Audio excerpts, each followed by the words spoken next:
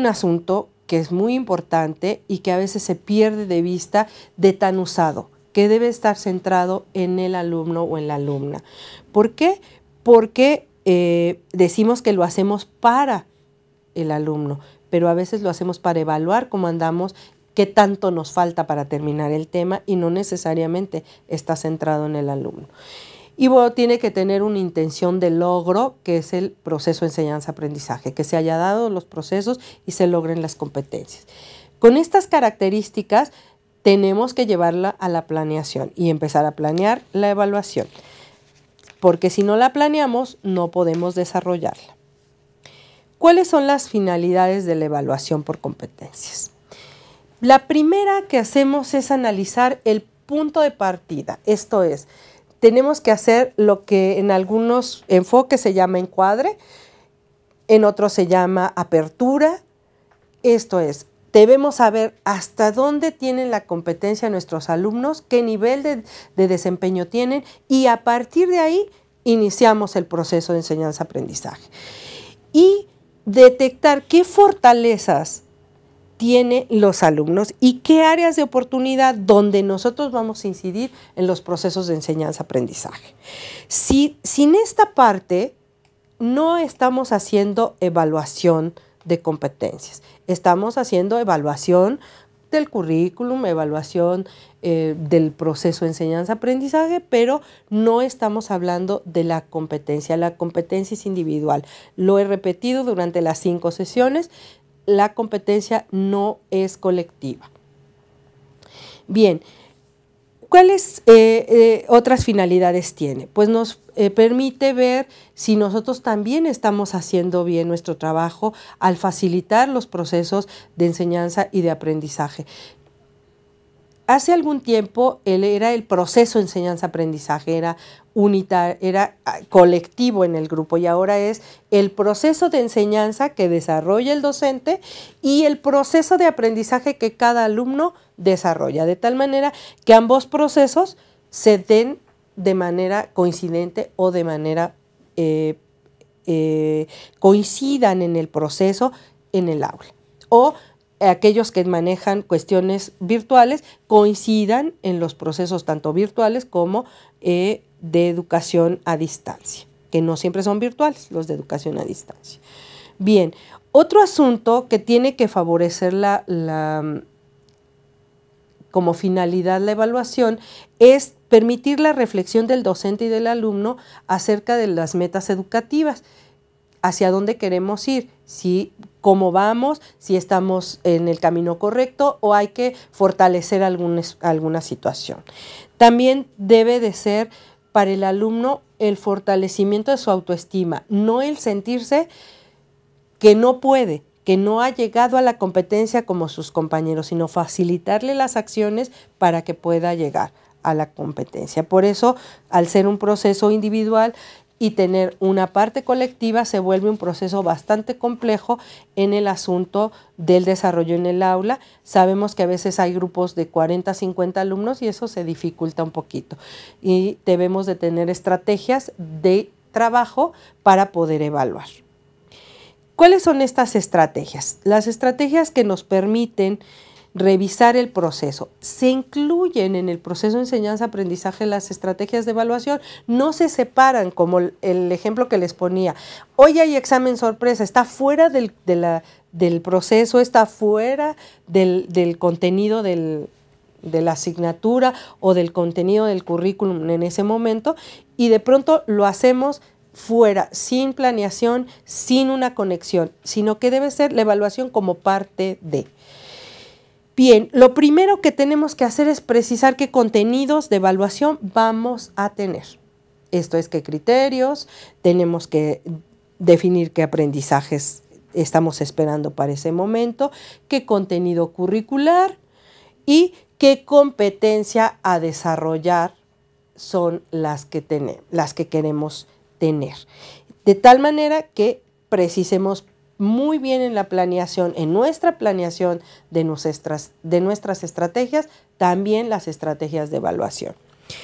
Otro asunto es si son criterios de resultado. Esto es cuando cerramos un ciclo escolar, lo cerramos y tenemos criterios de resultados, pero cuando estamos en el proceso vamos a tener algunos criterios de realización que no necesariamente van a ir a reflejarse en el proceso final de resultado de la competencia, sino son evidencias de proceso.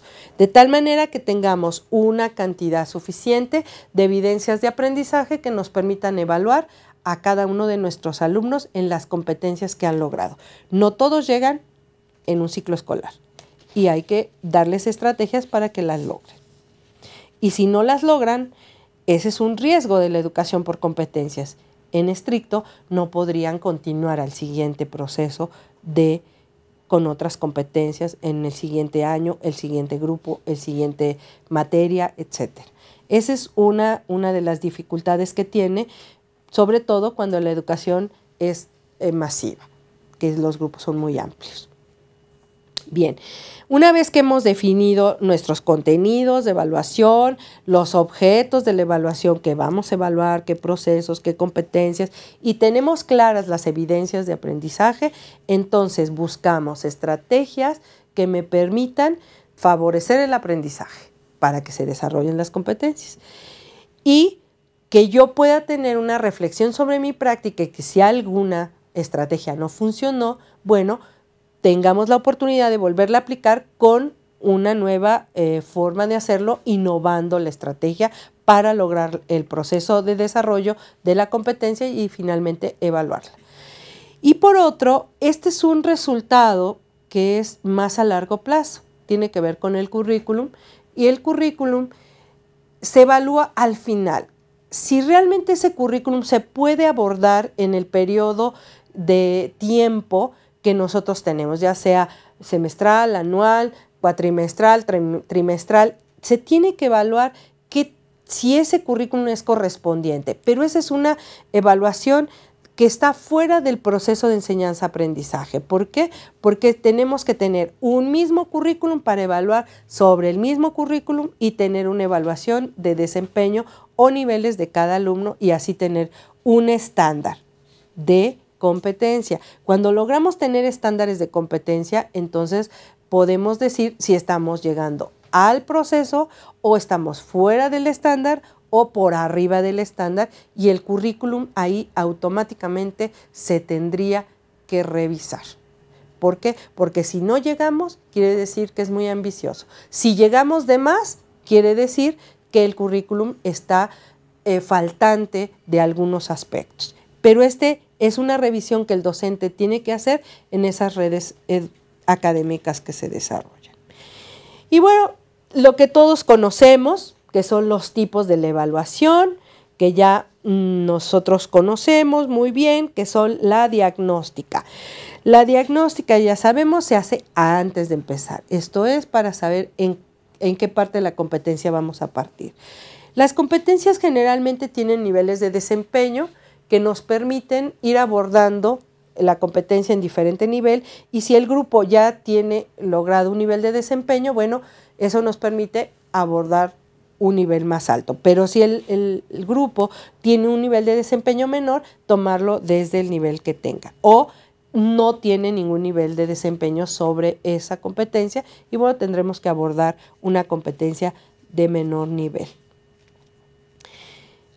Y la sumativa, voy a abordar los dos extremos, que es la diagnóstica y la sumativa, porque la sumativa nos permite ver los resultados finales, ver si los alumnos lograron las competencias, tener las evidencias de desempeño que ahora se utilizan como portafolios de evidencias, esto es todos los trabajos que hicieron los alumnos a lo largo del año como productos, todas nuestras evaluaciones cuando se hace evaluación por desempeño, todo eso conforma el portafolio de evidencias y debe de tener con los criterios que establecimos, va a tener una serie de evidencias que tienen un peso en la evaluación final para poder lograr las competencias o todavía no lograrlas. De tal manera que nos va a arrojar algunos datos, no solo individuales, sino nos va a arrojar los datos grupales. Y bueno, la evaluación, que es la que se maneja con mayor que es más necesaria en los procesos de competencia es la formativa. La formativa tiene 3 expresiones que son la autoevaluación. El alumno tiene que autoevaluarse, tiene que saber qué competencias está logrando y tiene que autoevaluarse y decir, yo no he logrado mi competencia o todavía me falta este nivel para llegar o no estoy llegando porque no puedo con esta competencia, requiere un nivel menor. Entonces la autoevaluación es básica para el asunto de las competencias. Y aquí nos preguntamos, sobre todo en la educación básica, ¿qué hacer con los chicos de preescolar? ¿Cómo van a hacer su autoevaluación? Si nosotros empezamos a formar ese pensamiento crítico que hablamos en las competencias docentes, imagínense cuando ellos logren hacer una autoevaluación de su propio aprendizaje. ¿Yo lo sé hacer o no lo sé hacer?